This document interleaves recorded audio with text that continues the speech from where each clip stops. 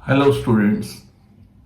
जैसे कि आप सभी को पता है कि मैंने जो चैप्टर 1 है इलेक्ट्रिक चार्जेस एंड फील्ड्स उसकी सीरीज स्टार्ट की हुई है और उस सीरीज में आपने मेरी फर्स्ट वीडियो देखी जिसमें आपने इलेक्ट्रिक फील्ड के बारे में समझा। इलेक्ट्रिक फील्ड क्या होता है, इलेक्ट्रिक फील्ड की फॉर्मूला क्या होती है, ये सब चीजें हमने लास्ट क्लास में डिस्कस की थी।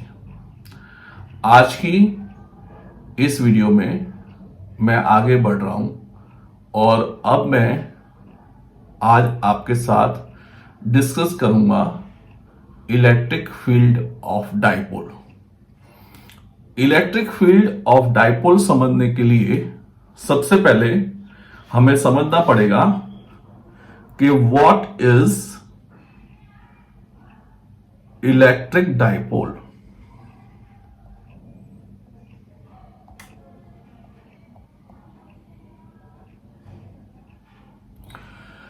देखिए बच्चों, मैं बार बार यही चीज कहते आ रहा हूं कि अगर हम किसी भी टॉपिक का टाइटल समझ लें तो हमें चीजें आराम से समझ में आ रही है। यहां पे बात हो रही है electric dipole. Di means two और इलेक्ट्रिक मतलब चार्जेस। तो यहां पे इलेक्ट्रिक डाइपोल का मतलब यह होता है कि यहां पर हमारे पास दो चार्जेस रहेंगे, लेकिन दो चार्जेस कैसे होनी चाहिए? तो जब हम डाइपोल की बात करेंगे तो हमारे जो दो चार्जेस होते हैं वो होने चाहिए इक्वल एंड अपोजिट। तो दैट मीन्स अगर हम दो चार्ज लेते हैं जो इक्वल एंड अपोजिट हैं तो हमारे पास आ जाता है इलेक्ट्रिक डाइपोल। तो अब मैं इलेक्ट्रिक डाइपोल की जो डिफाइन है वो लिख रहा हूं। तो कैसे इलेक्ट्रिक डाइपोल की डिफाइन लिखेंगे? A system of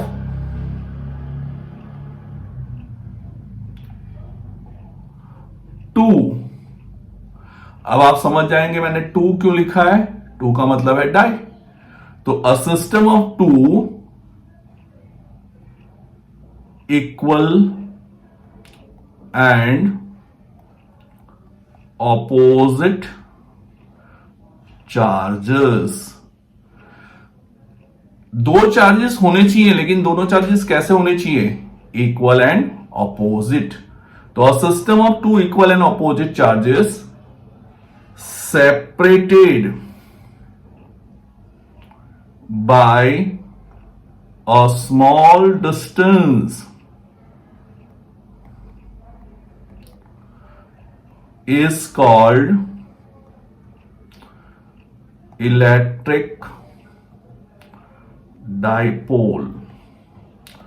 तो नाम से ही हमें समझ में आ रहा है कि इलेक्ट्रिक डाइपोल का मतलब क्या होता है। तो डाई मीन्स टू, तो यहां पे हमारे पास एक सिस्टम होगी जिसमें दो इक्वल और ऑपोजिट चार्जेस होंगे, लेकिन यहां पर हमें यह चीज ध्यान रखना है कि दोनों चार्जेस के बीच का जो सेपरेशन है वो स्मॉल होना चाहिए।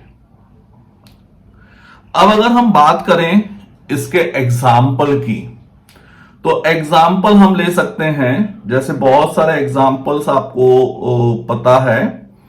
हम HCl की बात कर सकते हैं। तो HCl क्या है? इलेक्ट्रिक डाइपोल है। अगर हम H2O की बात करें तो क्या है? इलेक्ट्रिक डाइपोल है।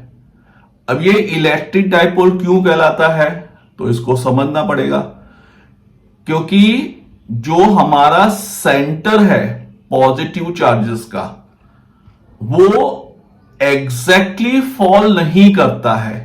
कहां फॉल नहीं करता है? Over centre of negative charges. मतलब हमारे जो पॉजिटिव चार्जेस का सेंटर है और नेगेटिव चार्जेस का जो सेंटर है वो एग्जैक्टली एक दूसरे पे फॉल नहीं होते हैं, और जब वो एग्जैक्टली एक दूसरे पे फॉल नहीं होंगे, इसका मतलब क्या हुआ कि दोनों के बीच में एक स्मॉल सेपरेशन है, और इसीलिए हम उनको कहते हैं इलेक्ट्रिक डाइपोल। और ऐसे जो मॉलिक्यूल्स हैं उनके पास परमानेंट इलेक्ट्रिक डाइपोल होता है, डाइपोल मोमेंट। तो अब बात आ रही है नेक्स्ट चीज जो मैं आपके साथ लेके आ रहा हूं, इलेक्ट्रिक डाइपोल मोमेंट।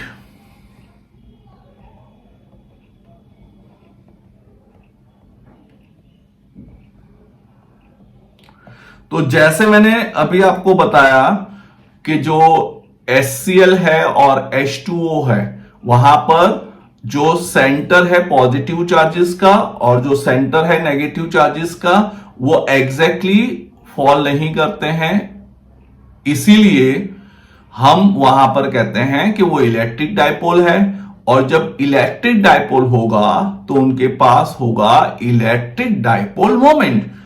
अब बात आ रही है कि इलेक्ट्रिक डाइपोल मोमेंट क्या होता है।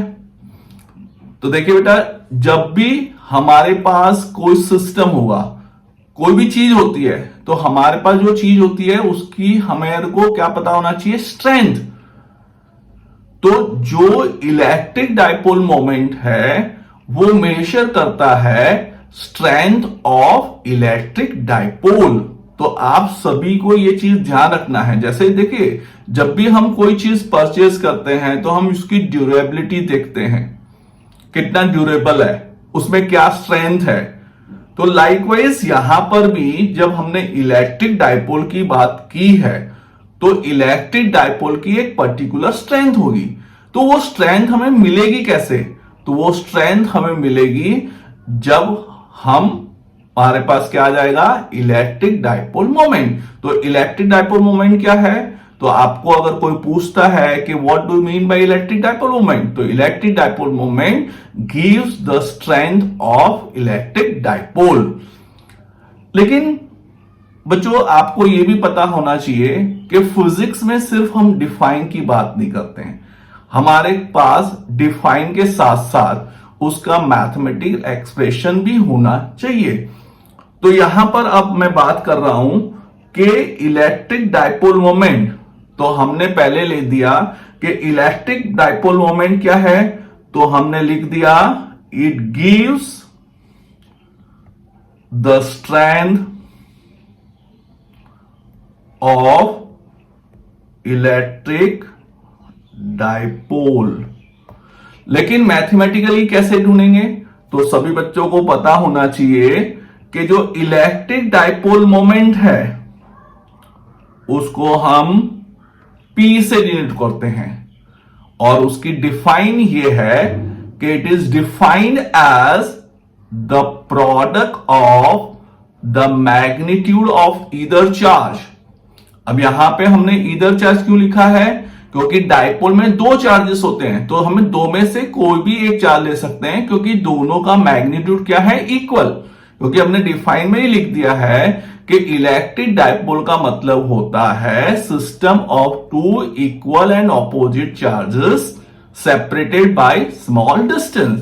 तो इसलिए इलेक्ट्रिक डाइपोल मोमेंट क्या होता है, no doubt it gives the strength of the dipole, but it is defined as the product of the magnitude of either charge. तो मैग्नीट्यूड ऑफ ईदर चार्ज का मतलब क्या हो गया, तो यहां पे मैंने ले लिया Q, और प्रोडक्ट लिख रहा हूं तो प्रोडक्ट किसके साथ होगा, तो सेपरेशन बिटवीन टू चार्जेस। तो यहां पे मैं ले लेता हूं सेपरेशन बिटवीन टू चार्जेस को मैंने ले लिया 2a। तो इसका मतलब हमारा जो मैथमेटिक्स है वो हो गया electric dipole moment P equal to Q into 2a। तो यहां पे बच्चों हमने डिफाइन तो लिख दी, लेकिन हमें अब ध्यान देना है। तो जो ध्यान दीजिए कि जब भी हम इलेक्ट्रिक डाइपोल की बात करते हैं तो इलेक्ट्रिक डाइपोल में जो डाइपोल की लेंथ होती है, तो length is a vector quantity. तो लेंथ अगर वेक्टर है तो उसकी डायरेक्शन भी पता होनी चाहिए। तो what is the direction of the length of the dipole? तो direction of length of the dipole जो होता है वो -q2 + q होता है। इसीलिए बच्चों मैं हमेशा एक चीज समझाता हूं कि जब हम इलेक्ट्रिक डाइपोल बनाएंगे तो पहले हमें बनाना है -q चार्ज। तो जैसे अभी मैंने बना दिया -q चार्ज, और बाद में मैं बनाऊंगा +q चार्ज। ठीक है, और दोनों चार्जेस के बीच का जो डिस्टेंस है, सेपरेशन है, उसी को हम कहते हैं लेंथ ऑफ द डाइपोल। तो वो मैंने लिया हुआ है 2a। अब यहां पर भी कई बार बच्चे कंफ्यूज होते हैं कि सर 2a क्यों लिया? तो देखिए 2a मैंने इसलिए लिया है, हम a भी ले सकते हैं, लेकिन मैंने 2a इसलिए लिया है क्योंकि डाइपोल का एक मिड पॉइंट होगा जिसको कहते हैं मिड पॉइंट या सेंटर। तो अगर सेंटर को मैंने o से डिनोट किया है, ठीक है, तो अगर o से हम चार्जेस का सेपरेशन लें तो o से +q जो है वो a डिस्टेंस हो जाएगा, और जो -q है वो भी a डिस्टेंस हो जाएगा। तो अगर हम 2a लेते हैं तो जो हमारा मैथमेटिक्स है वो सिंपल हो जाता है। इसीलिए हमेशा हम जो लेंथ ऑफ द डाइपोल है वो इवन लेंगे। लेकिन ऐसा जरूरी नहीं है, if you are comfortable with A तो आप ए ले सकते हैं, लेकिन उस केस में सेंटर से जो डिस्टेंस आएगा वो a/2 आएगा। ठीक है, तो ये जरूरी नहीं है कि हम 2a ही लेना है, लेकिन 2a लेने से हमारे जो आगे मैथमेटिक्स पार्ट है, डेरिवेशन पार्ट है, वो इजी हो जाता है। तो ये बात हुई कि लेंथ ऑफ द डाइपोल क्या है, वेक्टर क्वांटिटी, और उसकी डायरेक्शन जो है वो -q से +q है। तो इसीलिए अब मैं 2a पे क्या डाल दूंगा, वेक्टर का साइन डाल दूंगा। और जैसे आप सभी को पता है कि चार्ज तो स्केलर है, लेकिन लेंथ वेक्टर हमने लिया है, इसीलिए जो डाइपोल मोमेंट है वो भी क्या हो जाएगा, वेक्टर क्वांटिटी हो जाएगी। तो सभी बच्चों को यह ध्यान रखना है कि जो इलेक्ट्रिक डाइपोल मोमेंट है वो एक वेक्टर क्वांटिटी है, और उसकी जो डायरेक्शन है वो -q से +q होती है, जो लेंथ ऑफ द डाइपोल की डायरेक्शन है। तो अब हमारे पास फॉर्मूला भी आ गया, हमने ये भी समझ लिया कि उसका वेक्टर नोटेशन कैसे करेंगे। अब वेक्टर नोटेशन होने के बाद अगर हम यूनिट की बात करते हैं, तो यूनिट की अगर मैं बात करूं तो इलेक्ट्रिक डाइपोल मोमेंट का फॉर्मूला क्या आ रहा है, charge into length.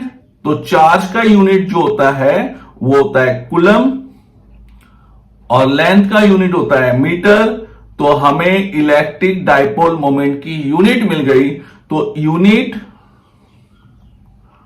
Of dipole moment क्या हो जाएगा, कूलम मीटर। तो इस तरह से हमने अभी जो बात की वो इलेक्ट्रिक डाइपोल की बात की। अब हमें आगे बढ़ना है, तो आगे हमें क्या करना है, तो अब हमें इलेक्ट्रिक फील्ड ढूंढना है, किसका, डाइपोल का। तो अब हम इलेक्ट्रिक फील्ड डाइपोल का कैसे ढूंढ पाएंगे, तो अब हमारे का टॉपिक आ गया है इलेक्ट्रिक फील्ड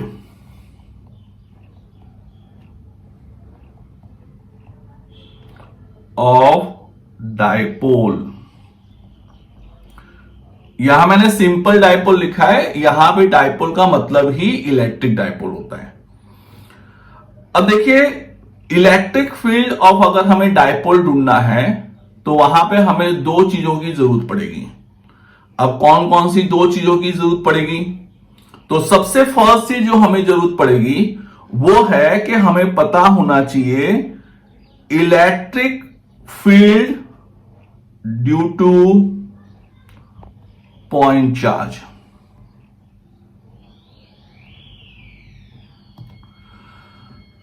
अब देखिए हमें इलेक्ट्रिक फील्ड किसका ढूंढना है? डायपोल का। लेकिन whenever you want to find the electric field of the dipole, two things are required. The first is electric field due to point charge. मैंने यहां पे E डॉट एफ लिखा है। E डॉट एफ का मतलब होता है electric field due to point charge. अब देखिए हम इसका एक्सप्रेशन निकाल लेते हैं जल्दी से। देखो बच्चों, मैंने लास्ट टाइम आपको समझाया था कि एक होता है सोर्स चार्ज और एक होता है टेस्ट चार्ज। तो मैंने सोर्स चार्ज ले लिया है प्लस क्यू, मैं पॉजिटिव सोर्स चार्ज ले रहा हूं, ठीक है। और इसका इलेक्ट्रिक फील्ड मुझे निकालना है। सपोज मुझे इसका इलेक्ट्रिक फील्ड निकालना है पी पॉइंट पे, और मैंने सोर्स चार्ज दिया है ओ पे। तो मैं ले लेता हूं ओ से पी का डिस्टेंस ले लेता हूं आर। तो इसका मतलब है कि मुझे कितने डिस्टेंस पे इलेक्ट्रिक फील्ड निकालना है? आर डिस्टेंस पे निकालना है। लेकिन जैसे हमने पिछली बार बात की थी कि अगर हमें पर्टिकुलर पॉइंट पे इलेक्ट्रिक फील्ड फाइंड करना है तो हमें उस पॉइंट पे एक सोर्स चार्ज प्लेस करना, टेस्ट चार्ज प्लेस करना पड़ेगा, ठीक है। अब टेस्ट चार्ज हमेशा कैसा होता है? पॉजिटिव। और टेस्ट चार्ज हमेशा क्या होता है? यूनिट। तो इसलिए यहां पे P पे आपको एज्यूम कर लेना है कि unit positive test charge place है।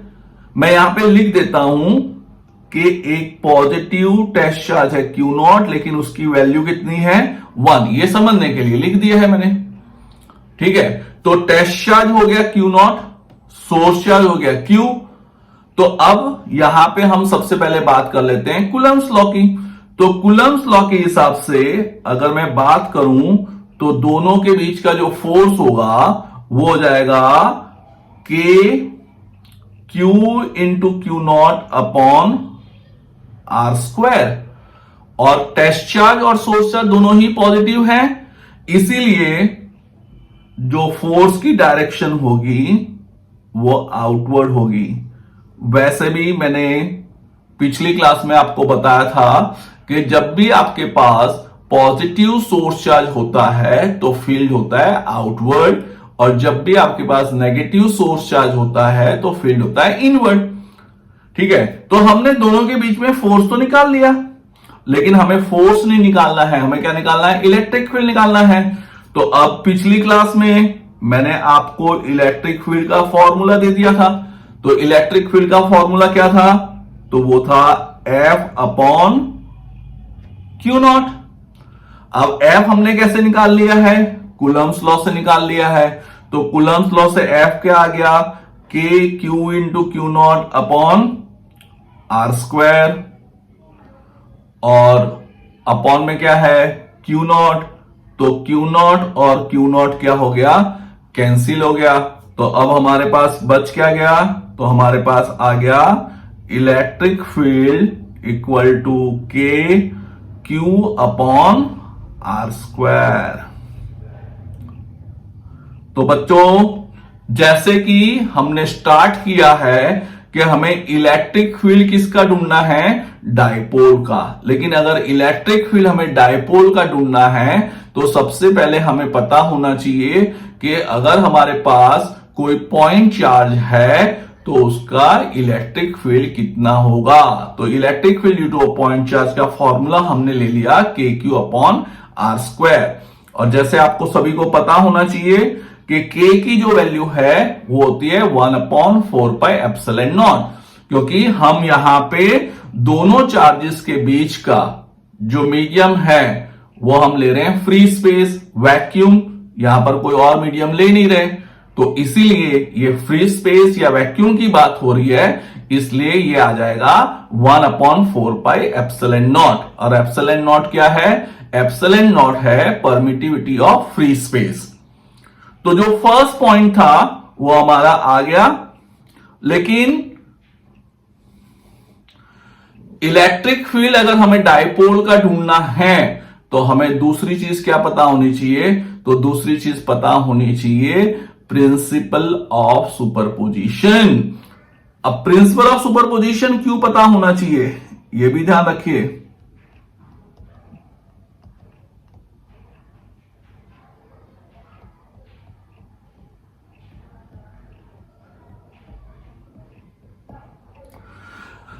क्योंकि बेटा यहां पे हम डायपोल का फील्ड ढूंढ रहे हैं, तो डायपोल में हमारे पास कितने चार्जेस हैं? डायपोल में हमारे पास दो चार्जेस हैं। तो दो चार्जेस अगर रहेंगे तो जिस भी पॉइंट पे हम डायपोल का फील्ड ढूंढेंगे वहां पे हमारे पास फील्ड होगा पॉजिटिव चार्ज का भी और नेगेटिव चार्ज का भी।